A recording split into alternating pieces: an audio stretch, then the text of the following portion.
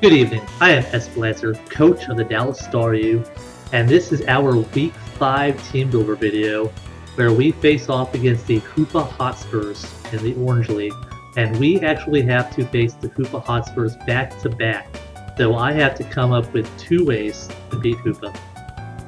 So, first of all, looking at Hoopa's team, we have Mega Scissor, Heatran, Keldeo, Ferrothorn, Goodra, Alakazam, Jolteon, Ambipom, Quagsire, and Regirock.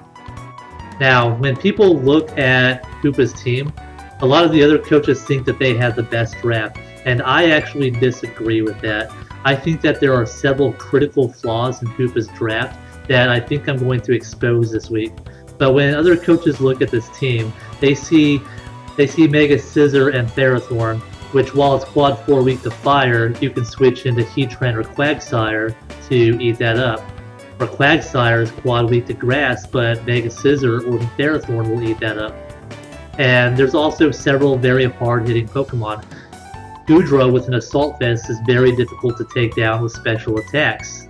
Alakazam with the Magic Guard ability will not take any damage coming in on Stealth Rocks, and with a Focus Sash, it can easily do enough damage to revenge kill something when it comes in. So these are all things that we have to play around. However, here's the problems with Hoopa's team. First of all, let's get into hazards. Now, Hoopa's only form of hazard removal is Defog on Mega Scissor, and I think when Hoopa drafted his team, he realized that he has nothing that is really weak to Stealth Rocks. So if someone sets up Stealth Rocks on him, it's not really a big deal. Also with Toxic Spikes, with 3 Steel types, there's a lot that he can do to play around that. Spikes, multiple layers can be problematic, but it's very difficult to actually get up multiple layers of spikes. However, where he's really weak against is the Sticky Web. Now I'm the only team in the entire league that actually has a Pokemon that can use Sticky Web, but since Mega Scissor, if it doesn't come or if it does not have Defog, he will have absolutely no way of getting rid of the Sticky Web, and I will be able to outspeed things like Alakazam with Emboar, which is very dangerous if you're the coach of the Hoopa Hotspurs. Nidoking can outspeed everything up to Jolteon. These are all very hard-hitting Pokemon that are normally much slower, and you have to play around, put a Choice Scarf on if you want to be faster, but with the Sticky Web up, since he has very few ways of removing it, it will make it to where I can outspeed his entire team. Since he has absolutely no Levitators or Flying types, every single Pokemon on his team is susceptible to the Sticky Web, and I plan on taking full advantage of that this week. So Leavanny's definitely coming. Also, if Mega Scissor does pack the Defog, I can switch into Emboar and hit something very hard. He has very few things that want to take a Flare Blitz or a Superpower, which brings me into my next problem with Hoopa's team. The Hoopa Hotspurs has absolutely nothing that can switch him to Fighting type moves and Ground type moves. For Ground type moves, he can run an Air Balloon, sure, but that's only good until he gets hit once, and then the Air Balloons pop and he's got the Ground weakness again. However, the Fighting type weakness is a huge problem for the Hoopa Hotspurs.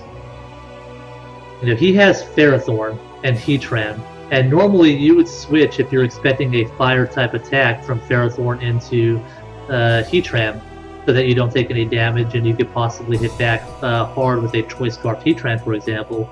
However, if I use Superpower or Close Combat, I can hit either one of those Pokemon super effectively. Furthermore, with something like Emboar, if he decides he wants to switch into Quagsire, I can actually 2-hit KO with Superpower, because Quagsire with Unaware, not only does Unaware negate the boost, from buffing like Swords Dance, it negates that, it also negates debuffs. So I can Superpower once, take the attack drop, and then Superpower again and kill it, which is not very good if you're the coach of the Hoopa Hotspurs and you're trying to wall something, or if you're trying to force a switch. So Emboar is definitely coming too. The lack of ground coverage is a huge problem too. It is a very safe play for me to use Earth Power or Earthquake on my Pokemon. Nidoking comes in with Earth Power and hits something very hard. If he wants to switch into Goodra, he'll take the Earth Power alright, but I have Ice Punch, and the combination of Earth Power and Ice Punch will destroy Goodra. So with Hoopa's team here, if you play around it correctly and you run fighting coverage and ground coverage on just about everything, and then you have things like Ice Punch for the Goodra switch-ins, you can absolutely destroy this team. You know, there's nothing really stopping you.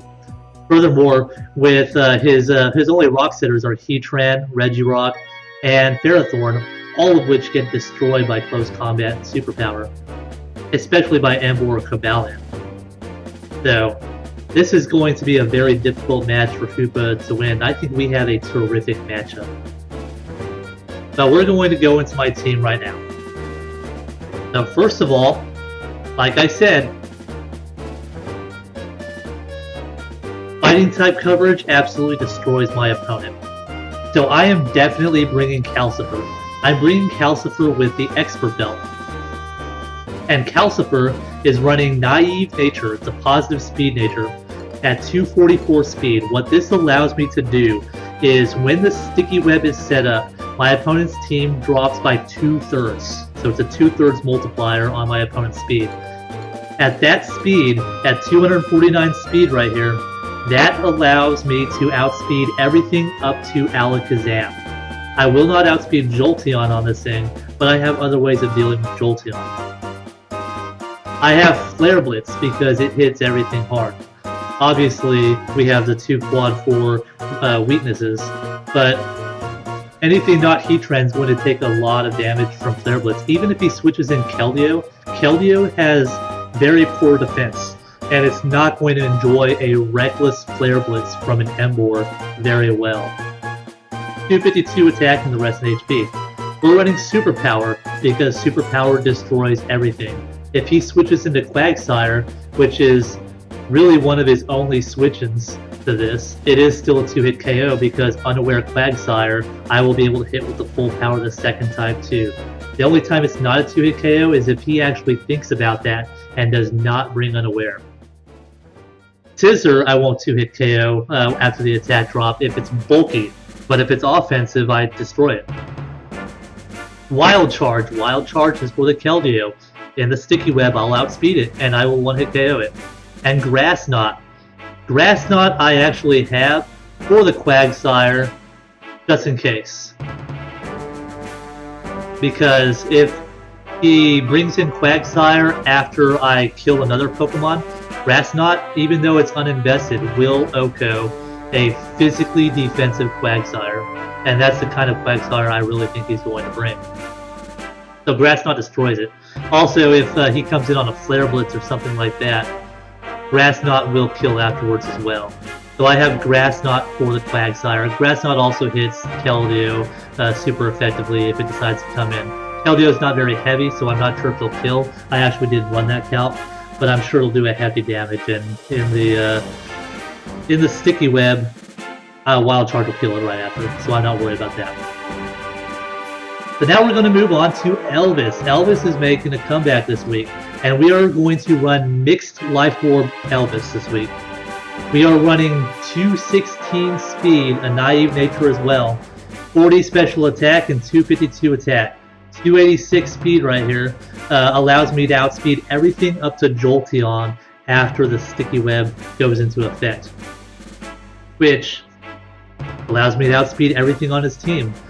Also, if he's running any Scarfers, I'll outspeed everything up to the base 80. So I'm not going to outspeed the base 80, but I will outspeed the base 77, which I forgot what that was, but I'll outspeed it.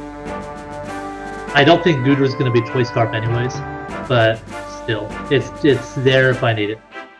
I have Earth Power for the Heatran, and also because he has nothing that can switch into it. I have Ice Punch. Ice Punch is here for Goodra. With a little bit of prior damage, Ice Punch OHKOs Goodra. So if Goodra wants to switch into my Earth Power, then Ice Punch will kill it right afterwards. Or if Gudra already has prior damage, I can bring this in and kill it with Ice Punch. And he's not going to enjoy that. I have Fire Punch for Heatran, well not for Heatran, for Ferrothorn and Mega Scissor. It'll also hit a number of other things very hard. And I have Protect. Now, Quagsire, if it comes in, Earth Power will do a lot of damage to it if it's physically defensive, and that'll be a 2-hit KO there. What could be a problem though with this set is the Regirock. Earth Power will do a number, but it comes just shy of 2-hit KOing, and I wanted to put more physical investment on this set. However, Regirock can't really do a lot to me, so I think that I'll be alright if Regirock does come in. Next we have Babe Amaba, the Leavanny, making her first appearance in the Orange League. And like I said before, my opponent has nothing to deal with Sticky Web if he's not running Defog on Scissor. And if he is, he risks me coming in with Emboar and hitting something, just absolutely destroying something with a Flare Blitz. We have Leaf Blade. Leaf Blade is Stab. It's there for the Quagsire or the Keldeo. He's got a lot that resists it, but this thing's not really here to attack anyways. I have Baton Pass for Momentum. I have the Sticky Web, and I have the Protect. I'm also running Protect on Elvis, if you notice. I didn't cover that. But Protect is actually there, so I don't take Fake Out damage from Ambipom if he decides to bring it. This thing is 236 speed. It outspeeds everything after the Sticky Web up to Alakazam. I'm running an Adamant Nature, so I can do as much damage with Leaf Blade as possible if I happen to have the chance to get an attack off, and then the rest in HP. This thing's not really built to take hits, so I figure I just go with more offensive stats and hope I can get something with Leaf Blade. He's got to watch out because this thing can run knockoff, or X Scissors, things like that. But, you know, I don't think he's going to be too worried offensively about Baby Mama here. I just need her to get up the Sticky Webs. We have the Focus Sash so that I can guarantee that. And I have Overcoat in case for some reason he decides he wants to run Sandstorm on something. I don't know why I would, but it's really, I don't have, it's not a big deal. I have no reason to run Swarm, and Chlorophyll, I'm not expecting a sunny day. So next we have Blue Musketeer. Blue Musketeer is running a very similar set as last week, except this time I'm running a little bit more of a defensive set, because this thing right here is going to be my defensive wall. 252 HP, 120 in defense with a positive defense nature, and I'm actually lax so that I can hit hard with both close combat and with my Volt Switch and Hidden Power Grass. And 136 speed. This is just to outspeed everything up to Jolteon after the Sticky Web. I'm running close combat because nothing wants to switch into it. Even though I'm not invested in attack this week, it will still do a lot of damage to anything that it hits super effectively. And even if something like Quagsire comes in on it, it'll do a heavy chunk and it'll possibly allow me a free switch while he tries to recover. Or I could just go for Hidden Power Grass and kill it, actually. That's why I brought Hidden Power Grass, I don't know why. I didn't think about that when I was explaining. We have Volt Switch for Momentum, but I have to get rid of Quagsire and Jolteon before I can really use that. I could probably use it before Jolteon goes out, especially if it's going to get the spot the Sticky Web when it comes in, because it's not going to enjoy a close combat.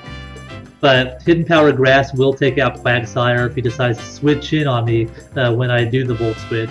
I can do about 60% uninvested, which is not bad. If he's running the Rindo Berry, then kudos to him, but still, I just set up a substitute, and I'm alright. Next we have Zeppelin. Zeppelin is going to be our special wall this week, much like he was last week when we faced off against Atlanta in our exhibition match. And we are running leftovers with 252 special defense, 252 HP, and 4 defense.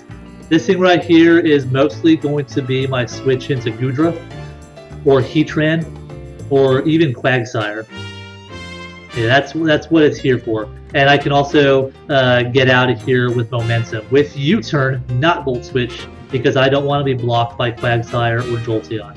I think that's going to come in handy. In fact, you're noticing I'm not running the Electric type at all this week, because I don't really need it this week. I have Heat Wave for the Quad 4 for the quad for weaknesses on Mega Scissor and Ferrothorn. And I have Hidden Power Ground for the Heatran, if he decides to bring it. U-turn to get out of there and roost for recovery. Finally, we have the captain of our team. Physically offensive Choice Banded Hide Draco is coming this week. I have Superpower because nothing wants to take that. Earthquake because nothing wants to take that either. I'm running Ice Fang because he's not going to switch in Mega Scissor or Ferrothorn when he knows that a Flamethrower can possibly be coming. He's not going to do it. So I have Ice Fang for the Goodra, which is the most likely switch in to Hide Draco. That's what if you have something that's normally special, you try to switch in Goodra, and I think it's going to be surprised when it gets hit by an Ice Fang. And I have U-turn for the momentum.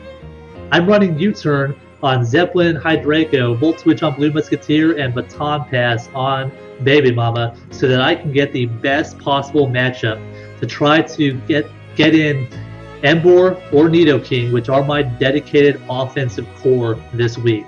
I think that this is going to work out. Now, things I'm going to have to watch out for. I do need to scout for the Mega Scissor. I don't think he's actually going to bring it. He might actually see the Sticky Web threat and bring it. But even if he does, he's going to want to get rid of that right away. So, I have Emboar to come in. I have to watch out for Aerial Ace on this thing, though. He's probably going to be bringing it for my fighting types, but also because it hits Mega Pinsir very hard, which, by the way, as you notice, is not coming this week again. Second week in a row, we're not bringing Mega Pinsir, our league leader in kills.